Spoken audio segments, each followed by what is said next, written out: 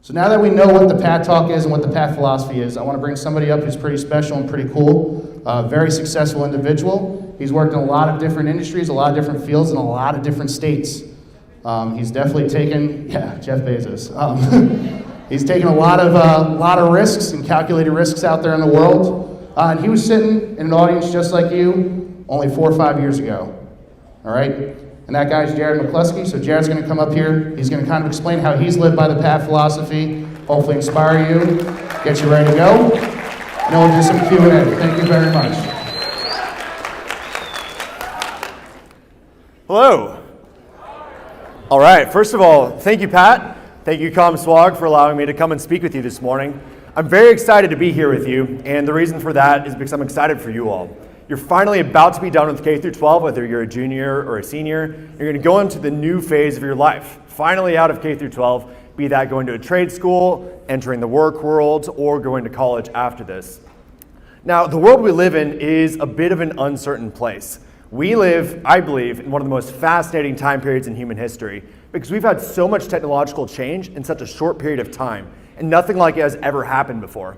So I think it's a time for opportunity. And it's really a glass is half full or glass is half empty type of perspective that will be a self-fulfilling prophecy. So with that, we hope to outline some principles that will be helpful as you go into this new stage of your life. And personally, I'd like to give you a little bit about my story so that you can take some of these principles with you. Namely, I've divided it into K through 12 when I was your age, my adventures during college, adventures at one particular startup, and then I'd say it's been an adventure overall, but more adventures in tech startups afterwards.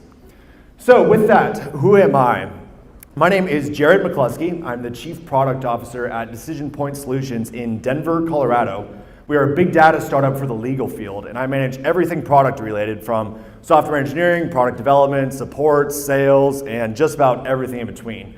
So a lot of fun there. I also teach software engineering at the University of Denver as an adjunct instructor. I'm actually a self-taught software engineer, did not study it in college. I'll talk more about that shortly. That's my main technical skill. I do business development too on top of that. Lastly, I consult. I started a small consulting firm as JM Consulting and Rapid App Development. And the reason for that name is actually fairly specific, which I'll talk more about shortly. So first of all, I want to take a small audience poll. Who here plays video games? I'm trying to see. Probably about, looking like 30-40% of the audience. Okay, a good amount here. So probably about double the amount when I was your age in high school. But my guy friends and I, when we got home from school that day, we were playing RuneScape. We were all in Lumbridge doing something crazy in the world of RuneScape. We're playing Age of Empires, The Sims, Call of Duty, you name it. However, at some point in my life, I thought, playing all these video games is pretty fun, but what if I could actually do something like creating video games? So this was the time when, if you wanted to buy software, you wouldn't really download it online. You'd probably go to a retail store. So I went to Fry's Electronics and bought something called Dark Basic Pro. And I still remember opening it up. It's a language geared towards video games. I opened up an example with maybe only 25 lines of code, hit run, and bam, I was in this world and I could do things. And it just blew my mind and I was instantly hooked. I was maybe in 4th or 5th grade at this time. If you ever are interested, Dark Basic Pro is now actually open source on github.com if you ever want to check it out. There are some better ones out there, it's a bit outdated. However, at the time though, we didn't really have that powerful of a computer, so I couldn't do that much. So already it's a question of attitude. Do you just say, I don't have a good enough computer to do this, I'm done? No, I decided to mow lawns. I was mowing my parents' lawn for maybe 10 bucks a lawn. So I started to knock on my neighbors' doors as well, got a little bit money saved up, and eventually bought a laptop. That's the same model back in the day. Great laptop, loved it, and got much more into video games. And so this was me developing a technical skill very early on in my age. I got into a video game called Second Life, which you might have heard of because there's an Office episode where Dwight Schrute says that his first life was so great, he wanted a second one. And so absolutely everything was the same except he could fly, where he was still a paper salesman in this Second Life. So fascinating game though, because it's this virtual world where everything in it is user created. So for example, you could create a car. You could put however many wheels you want on it, the color, the theme, make it look however you wanted. And then in-game, there's a programming language in it called LSL, which is kind of like C#. So then you could take the car that you just created and program it to drive. Could go forward, could go in reverse, left, right. You could make the car fly if you wanted to. You could do just about anything. So here I am in 7th grade thinking, this is pretty fun. I'm having a good time with this. And I eventually built this organization of 300 plus people. Reason why was because turns out the in-game currency for Second Life can actually be converted to US dollars. So here I am in 7th grade building cars and whatnot, selling them and converting the money to US dollars. And I thought, this is fantastic. I'm having a blast, loved it. And so I had a small online business in middle school, and that's where I cut my teeth with programming. However, keep in mind, this is a lot of my hobby in 7th grade and elementary school and stuff, to the point where my dad actually used to call me a man of few words. I really didn't know how to talk to people that well.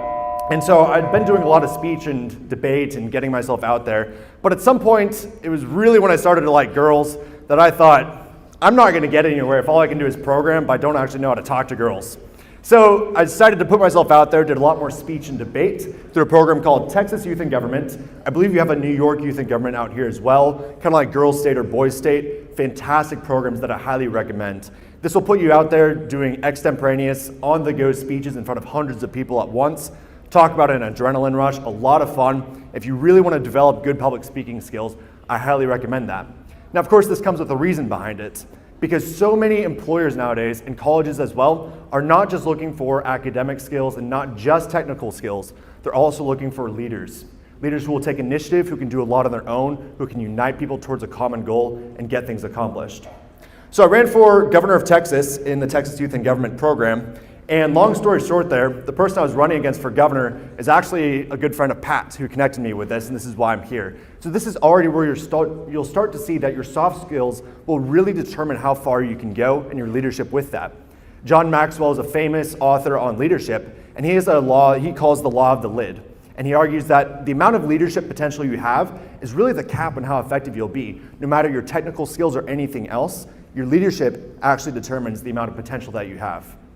So with this, with my combined academic and leadership experience, I applied to a ton of colleges, landed at SMU, go Mustangs, got the Hunt Leadership Scholarship. And so if you look at SMU, highly recommend the program. And there's a lot of other programs out there like this where they're not just looking for students who have excelled academically, but they're also looking for those who are leaders, who can really unite people towards a common goal and do a lot of things there. Got to SMU, started the SMU Entrepreneurship Club, got onto the Student Senate as well. However, still with having some technical skills already and not totally being, I would say, honestly, I wasn't the best socially. I've done a lot of debate still, but I want to learn the other side of business. So I decided to major in business to develop more soft skills, just as Pat was talking about with the importance there. Hindsight is 2020 though. I think majoring in STEM is one of the best things you can do. In fact, I'd recommend doing STEM in a double major, such as business or something else associated with that, because no matter what field you go into, having literacy with numbers is so important, will come in handy just about everywhere you go. And that's part of the T for technical skills. And if you don't know what STEM is, that's science, technology, engineering, or math. There's a huge amount of demand for that. And if you have one of those degrees and can do a lot with numbers, there's a lot of demand, and I don't think you'll have too much trouble getting a job. So with that though, SMU has a great finance program. They have a finance honors program called the Alternative Assets Program. And so ever since I entered SMU my freshman year, I was looking at the finance honors program, saying this is what I'm gonna do, I'm gonna absolutely go for it. And you don't enter it till spring of your junior year. So it was actually gonna take a bit. It's about 2.5 years to actually get into the program. But this is what I had my sights set on. So I eventually got into the program, and it's an investment banking and consulting fast track program, and absolutely stellar program, very hard to get into, but I had this great, quote unquote great, 5 to 10 year plan. It's not a bad plan, but my plan was to use this to get into banking, to get into consulting or something like that, use that experience to eventually get to a prestigious tech company, because that's where a lot of my background was, like with my online business in middle school, was doing technology. And so I wanted to use all this to get to a cool tech company. At that time, I had my sights set on SpaceX. And so one winter, I was home hanging out with my best friend's parents actually, going over this career plan. And they said, you know, that's pretty cool, but why aren't you just applying to SpaceX right now? And at first I thought, not gonna happen, not gonna do that. But whatever, went ahead and sent in an application. And so, first of all, if you're not familiar with SpaceX is a rocket company. They're the only company to have ever launched a rocket into space. And to date, before SpaceX, when you launch a rocket, after that it either disintegrates into the atmosphere or crashes into the ocean. Like that's the end, and so it costs hundreds of millions of dollars to launch. You launch it, and then it's gone after that. And so Elon Musk, the CEO, was like, why don't we just land it like an airplane and then reuse it and refuel the rocket and be good to go again? So that's what SpaceX does. This is a picture of them launching the Falcon Heavy, where it's actually 3 rockets basically strapped together and they split. And this is the picture on the bottom left of those 2 rockets landing back on Earth. Never before happened in history. This was only a couple of years ago. And they launched a Tesla into space. It's, of course, the only car we have orbiting our solar system right now. That's an actual picture. And that's what SpaceX does. So I was just fascinated with the company. And this was before all that, actually. It was actually right about the time before they did their first rocket landing. Anyway, all that to say, on the SpaceX application, there's an area where, of course, you submit your resume, but there's a spot for some additional work that you want to showcase that you've done. And a lot of times that'll be like some really strong engineering project that you've done if you're applying to engineering. I was on the business side though, and so with the SMU Entrepreneurship Club, I had this pitch video. We hosted a business pitch plan competition, and I wasn't actually able to be there for the pitch, so I recorded a video and sent it in. And so I decided, hey, I'll just put that in on my application. Didn't think much of it, and then time went on. About 3 weeks later, now keep in mind, this is 2.5 years into college, in the finance honors program that I've been going for the entire time I'm in college. I was walking home from class one day, checking my voicemail, and I got a voicemail from SpaceX. They said that they wanted to chat a little bit more. And I thought, whoa, okay, this is fantastic. And I was literally dancing around my dorm room because I was so excited. And so I interviewed and talked to them a bit more, and they said that they wanted me to start basically next week. And this is in the middle of right when I started the finance honors program and doing all this stuff with SMU. And so called my parents up, talked to them, and loved them to death, but their advice was, just call them back and see if they'll take you in the summer. And I thought, oh, hold up, this is SpaceX. So here's my calculated risk. I'm going to take a poll on this in a second. The option was, after a couple of long nights of analyzing all this down to the T, was to temporarily drop out of college, lose a full semester's tuition and scholarship. Now SMU is pushing $70,000 a year. Now I would not have been there if it was not for scholarship. So I would have lost that semester's scholarship, forfeit all my student leadership positions. So I would have lost the student senate where I was a chair. I was gonna exit the SMU Entrepreneurship Club for a bit. I was even on a dance team because I lost a bet on the Super Bowl. Long story there. I was gonna have to forfeit that as well. I was double majoring and minoring, so I would have had to drop a major and a minor on top of that and just graduate with one single major. I was gonna drop out of finance honors as well, which I was going for the entire 2.5 years I was at college. I was gonna have to add summer classes to graduate on time, and I was gonna have to break my dorm lease. All this to move across the country to California and intern for one of the most prestigious tech companies in the world at a very low level position. Now I didn't know what kind of position this was gonna be. The interviewer just said it'll be kind of low level. So I thought, okay, well, it could be a foot in the door. And I would also leap 5 to 10 years ahead in my career plan. So I want to take a poll. Totally fine either way because this is a calculated risk, a very tough decision. If you would have done this, dropped all this stuff to move to California, raise your hand. Wow, okay, so maybe see like 20, 15 in the audience? Okay, so if you would have stayed in school, you would not have dropped all this, raise your hand. Totally fine either way. Wow, okay. So it looks like maybe 80% of the audience or so says they would not have done this. I went ahead and did it, dropped out of school, and moved across the country to Los Angeles, California. So fascinating, tons of fun. My parents were not happy. They would not help me move. I had to borrow a friend's truck, moved myself, essentially. A lot of fun there. And looking back, they were like, okay, that was good. But very, very challenging at the time. So I get there, and so I'm so excited. I'm almost seeing stars at this point, because I finally was at SpaceX, moved 5 to 10 years ahead in my career plan. I get to SpaceX. My manager was awesome, but they had a lot of backlog of stuff that needed to be worked on, hence why she had interviewed me in the first place. And there was this large stack of papers, taller than me, and tons of columns of these stacks of papers. And she said, so we have this large backlog. We need you to stand here and scan these papers into the machine and upload them into the system. And we need you to do it 12 hours a day, 7 days a week. And so already it's a question of attitude. Is this something where you're going to say, oh, this is awful. No, I'm done. I'm out of here. Or is it something you're going to show up on time? If they ask you to show up at 9 a.m., don't show up just at 9 a.m. Show up at 8:55 a.m. with a positive attitude, ready to get the job done. And so arrive on time, give your absolute best effort. Now, even though we're pushing this forward about having a positive attitude, being a leader, taking initiative, and side note, you don't have to have followers to be a leader. You can still take the initiative on your own. Even with all this, I'm not gonna lie though, it's still very challenging. There are actually times when I was walking home from the job after this 12 hours to the parking lot, literally dry heaving, almost throwing up, because I was so appalled that I had just dropped all this, I just dropped all this stuff, my dorm lease, my tuition, my scholarship, to move to California and do this, and I was just gonna show for it that I scanned papers. This was very tough. However, I wasn't keeping the full picture in mind at the moment. This is some advice I actually highly recommend, where if you can still get into a low-level position at a company you really want to work at, absolutely take that, because then that can allow you to get a foot in the door. Because companies generally will always want to hire someone internally to a different position rather than posting to an external job board and getting someone external. And the reason for that is trust, and this also relates to soft skills. Where if there's already someone that's in the company that's worked there for a bit, that they're used to, they know people, they know the culture, it's gonna be so much easier for the company to onboard them into the new position that they just interviewed for, so it's so much easier for them to hire within. So that's what I did. Did my best to absolutely knock it out of the park. You've probably heard this quote that's not, I said, just about the grades you make, but also the hands you shake. So I didn't know any Visual Basic, but I learned it on the fly, kind of, because I had done some coding in the past as a kid, and was able to slash the time to upload the documents all together by about 50%, and so almost, will greatly speed up the amount of time, greatly speed up the entire workload, so it got done so much quicker. The manager absolutely loved it.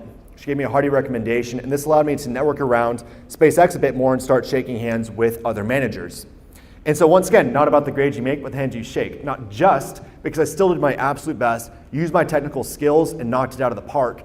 And from that, built trust and started to network around. So this is why soft skills are so important once again. And plus having a foot in the door and already being at the company, I was still competing with external interviewees for other positions in the company, but this allowed me just to literally walk over, go interview, have coffee with another manager, rather than doing a formal interview process, and then use that to network around and get to different positions in the company. Eventually, got into the SpaceX finance team, which was quite the improvement. And all that to say, can't give too much detail about it, but fascinating experience, highly recommend working for SpaceX. If you're not familiar with Elon Musk, he started SpaceX, started Tesla, started PayPal originally back in the day, Solar City and many other things. If you work at SpaceX, you can also go to Mission Control, which is at the headquarters. So if you work at Mission Control, you can literally walk down the hall and watch a full launch going on. And the launch goes on the coast, of course, but you can see everything right there, and it's really quite a surreal experience. All that to say though, my heart has always been set on entrepreneurship, so I finished my degree and then decided to start a business after that. And so once again, using my technical skills, self-taught engineering, I started a small, it was an app company more so, called Account Me, later called Simple PF for Simple Personal Finance. It was a personal finance application. And finally, I was so excited from some of the stuff I'd done from middle school with starting a small online business there to eventually starting my own business in the real world. So stoked to finally do it. And then it failed within a year. And that was being generous, actually. It really failed more in about 6 months. And so already it's a question of attitude. Is it something where you just throw in the towel and say, I'm done, that's it, this is the end, I give up? Or do you pick up the pieces and move forward? Some practical advice though. If you ever do startups, startups are very high risk and also high reward, but in any high risk scenario, always have a plan B. So my plan B was, well, I'll start this app company, and if it doesn't work out, then I'll use my technical skills to start an app development company. So essentially do client/freelance work and use that to pay the bills. So I started a company called Foxfire Rapid App Development, which is now JM Consulting, but I want to highlight the Rapid App Development. The reason I called it that, it was actually originally called Ultra Rapid App Development, was for no other reason than I was so desperate to get clients that I was willing to stay up all hours of the night, multiple days in a row, just to get the job done. So then I could pitch to prospects that, hey, they're gonna say they can get this project done in 9 months, I'll get it done in 3.5. And they say, okay. And so I wasn't sleeping very much, but I was eventually able to land some clients. And once again, that's another question of leadership, taking initiative, doing your best, and knocking it out of the park with a positive attitude. I eventually landed a larger client in Denver, Colorado called Digital Industry. And this is where soft skills become even more important once again. There are so many talented software engineers and engineers, anyone technical in general out there, but there are not a lot of engineers who can also communicate very well. So if you have both those skill sets, it'll be quite useful. So when I was building this application, I was still in California at the time, working for this client, and what I would do is I would just pull up QuickTime Player anytime I made major changes to the app, and then walk them through it and explain everything I could, and send the video over, and they absolutely loved it. Being able to communicate with non-technical peers is so important. If you're a software engineer, of course you've got to be able to communicate with your technical peers to actually get the job done, to build the application. But then you're going to have managers who might not be technical. You are going to have clients, you're going to have investors, you're going to have VPs, you're going to have C-levels who all are not technical, and you're still going to have to be able to communicate super well and explain that to them. Once again, it's built on trust. So if you can build a good relationship with a superior as a technical person and communicate that stuff to a non-technical person, that's going to build trust, and they're going to really understand what you're actually doing, and thus you're really going to be set up for success. So I did my best to knock that project out of the park. Once again, coming back to soft skills, I visited Denver, Colorado, and the CEO said, hey, I like your work, and I know we're working on this project some more. You can have a desk at our office. You can keep on working on this project and do your own freelance stuff too. So I said, great, that's fantastic. Moved to Denver, Colorado. Now, once again, still using the same quote. It's not just about the grades you make, but also the hands you shake. It's not just about who you know, but also who knows you. This is so important for the workplace. Now, I wasn't making much money at the time, but I joined a slightly nicer gym that's known for a lot of young professionals working there, so some good networking. One day, after a workout, I was hanging out in the steam room, and a couple of gentlemen next to me were talking about some remodeling they were doing at this gym/club. And for some reason, I just felt this pull of, hey, you should offer to help. So they were talking about painting, and so I said, do you guys need any help painting? And they said, well, we appreciate you offering, thank you, but you can come to our business lunch. We're actually done painting, though. And so I said, okay. So I attended their business lunch, and they're actually members of a business association. So I visited this lunch and then started to network around and get to know them more. And eventually one of them came up to me and said, hey, so I'm working on this startup. And I was like, okay. And they described the exact same skill set that I'd actually had, which was both software engineering and also business development and sales. And so once again, it's not just about the grades you make. I'll be right back. Thank you. Oops, lost that. Catching up, one sec.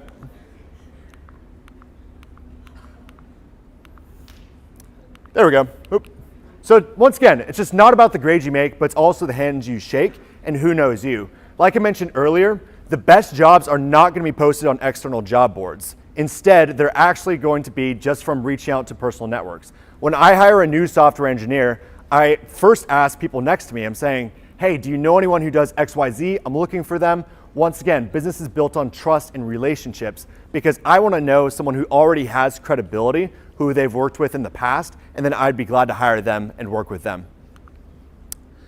So this led me to my current company called Decision Point. And once again, soft skills, trust, and relationships is how I got the job, and even more important to work hard as you get into it.